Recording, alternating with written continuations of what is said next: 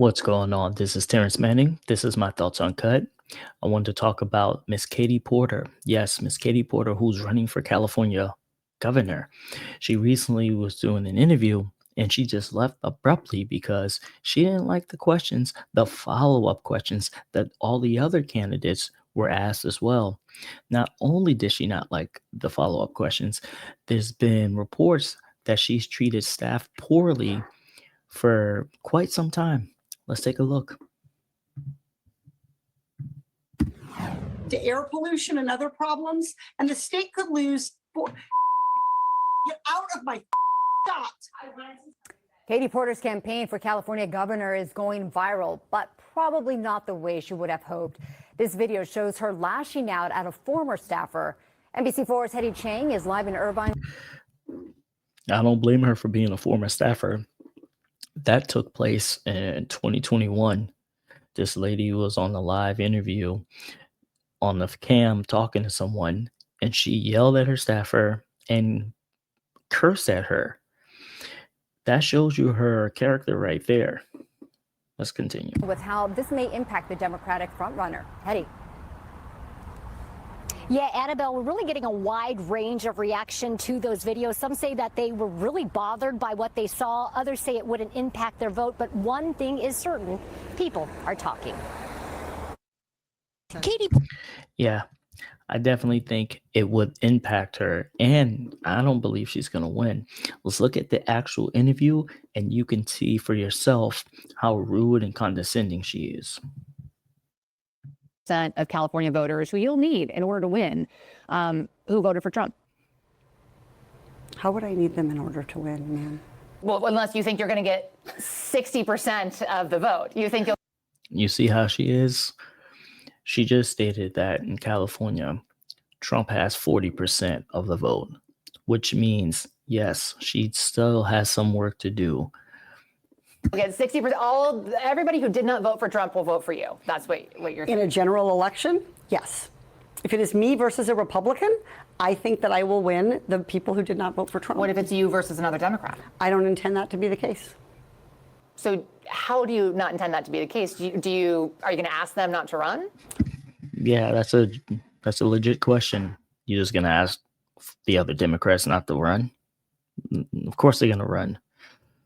No, I'm saying I'm going to build the support. I have the support already in terms of name recognition. And so I'm going to do the very best I can to make sure that we get through this primary in a really strong position. But let me be clear with you. I represented Orange County. I represented a purple area. I have stood on my own 2 feet and won Republican votes before. That's not something every candidate in this race can say. If you're from a deep blue area, if you're from LA or you're from Oakland, you don't have an experience. But you just said you don't need those Trump voters. Well, you asked me if I needed them to win. So you don't I think feel like this is unnecessarily argumentative. What is your... Look at that. Look, her hands up, and she's already playing the victim. She's a reporter. She's asking questions. She's going to ask follow-up questions. That's what true reporters are supposed to do. She's doing her job, and she doesn't like the question or the follow-up question, but it's a legit follow-up question. Them to win Oakland. You don't have an experience. But you just said you don't need those Trump voters. Well, you asked me if I needed them to win. So you don't think I feel like this is unnecessarily argumentative. What is your question? The question is the same thing I asked everybody, that this is being called the empowering voters to stop Trump's power grab. Every other candidate has answered this question. This is not correct. And I said I support it. So, and the question is, what do you say to the 40% of voters who voted for Trump? Oh, I'm happy to say that. It's the do you need them to win part that I don't understand. I'm happy to answer the question as you have it written, and I'll answer it. And we've also asked the other candidates, do you think you need any of those 40% of California voters? And she's trying to explain to her, yes, I understand. But this also is the question. Do you also think you need the other 40% of voters who voted for Trump in California? Do you need their votes in order to win? She doesn't like the question because she doesn't know how to answer it. To win, and you're saying, no, you don't. No, I'm saying I'm going to try to win every vote I can. And what I'm saying to you is that... Well, to those voters, okay, so you... I don't want to keep doing this. I'm going to call it. Okay. Thank you. You're not going to do the interview with us? Nope, not like this. I'm not. Not with 7 follow-ups to every single question you ask. Every other candidate has answered I don't our care. follow-ups. I don't care. I want to have a pleasant, positive conversation, which you ask me about every issue on this list. And if every question you're going to make up a follow-up question, then we're never going to get there. Ms. And we're Porter, just going to circle around. I am an investigative I have never had to do this reporter. before, ever. You've never. She's never had to answer follow-up questions. Did you hear what she said? She told her, with every other candidate, I've asked these questions and follow-up questions. Miss Katie Porter said, I don't care. So you just want softball questions. You don't want any pushback. You don't want any challenges to your answers or follow-up questions so the people can see, the voters can see, okay, why do you think this way? Why did you answer this way? There's nuances to this. She just wants one question. Okay, let's move on to the next one. Kind of like how Kamala Harris was. That's why she didn't do many interviews. It looks like she doesn't really know what she's doing. She doesn't know how to answer follow-up questions. She got frustrated and she took her ball and went home. This is not what you would want for a governor. You want a governor to at least answer the question. She didn't even do what most politicians do and just dance around the question. She just straight up quit. Even Gavin Newsom would answer. He wouldn't really answer, but he would still talk around the question. Never had to have a end an conversation interview. with To end a an reporter? interview. Okay, but every other candidate has done this. What part of I'm me? I'm running for governor because I'm a leader. So I am going to make. So you're not going to answer questions from reporters? Okay, why don't we go through? I will continue to ask follow-up questions because that's my job as a journalist, but I will go through and ask these, and if you don't want to answer, you don't want to answer. So nearly every legislative. I don't want to have an unhappy experience with you, and I don't want this all on camera. I don't want to have an unhappy experience. What? She turned this into a normal interview where the Californians can see and base their vote on possibly this interview. Maybe they are leaning towards her and then this pushes them to voting for her. Maybe they're kind of in the middle and they don't know who they want to vote for. But to see this and you just quit and you don't want any questions and you're being combative where the reporter is literally just asking questions and she's not being rude, condescending, or anything like that. And this is what, CBS? This is actually a liberal news station. Experience with you either. I would love to continue to ask these questions so that we can show our viewers what every candidate feels about every one of these issues that they care about. And redistricting is a massive issue. We're going to do an entire story just on the responses to that question. And I've asked everybody the same follow-up questions. So what do you say to those voters to get their vote back when you're supporting something that they may not agree with? You know, voters change. And it's terrible that she thought she can just not answer the question because she didn't like the question, even though the reporter stated, look, all these candidates are answering the same questions. This is a huge story. I'm going to ask follow-up questions. It's my job. How are you going to be the governor of California, one of the biggest states in the U.S., and you don't think you're going to be able to answer questions from reporters or follow-up questions? That's ridiculous. And let's see what other people are saying, though, other candidates in this election.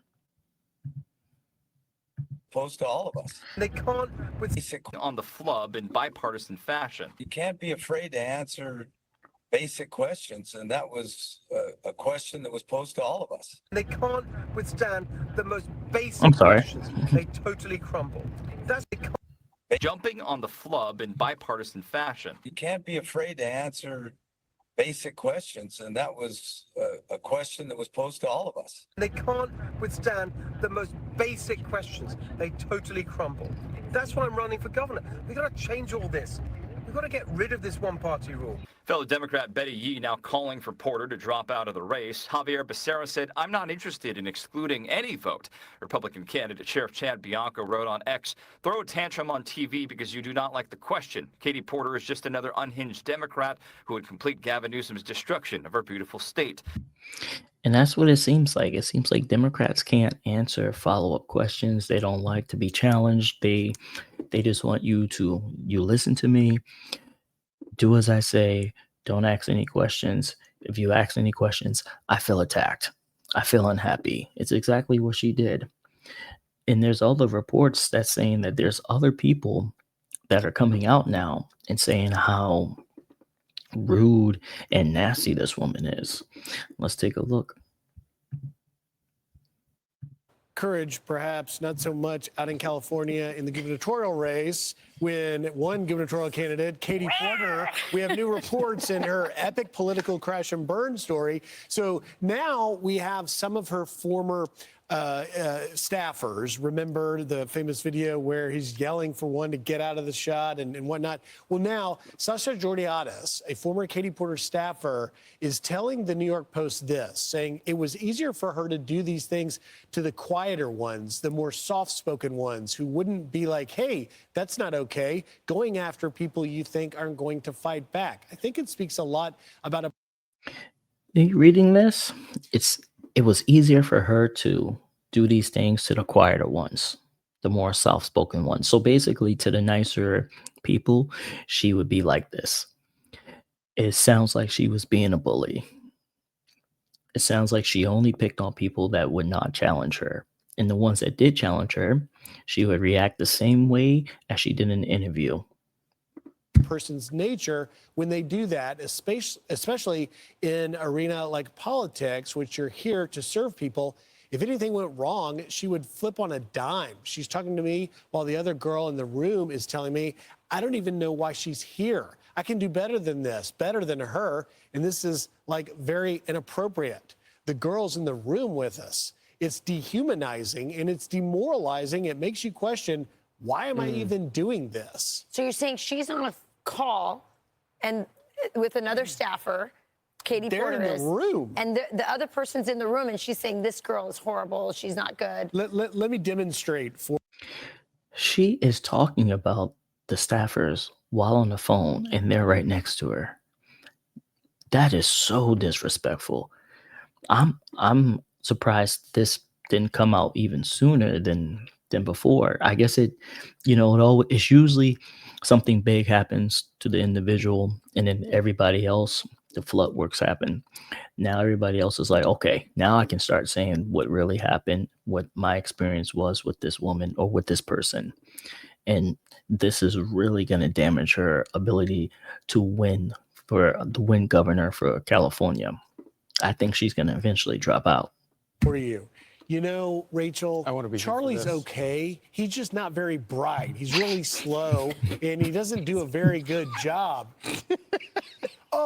It's like, Or not even, but except minus the O part. Yeah, she she just doesn't care. bulldozes through. And the only reason she does it is because somebody is quieter or meeker. Yeah. And there's a type of person who does this, and it's irrespective of political stripe. There are right-wing Republicans, Democrats, whatever, but it is a uniquely terrible person, an awful bully.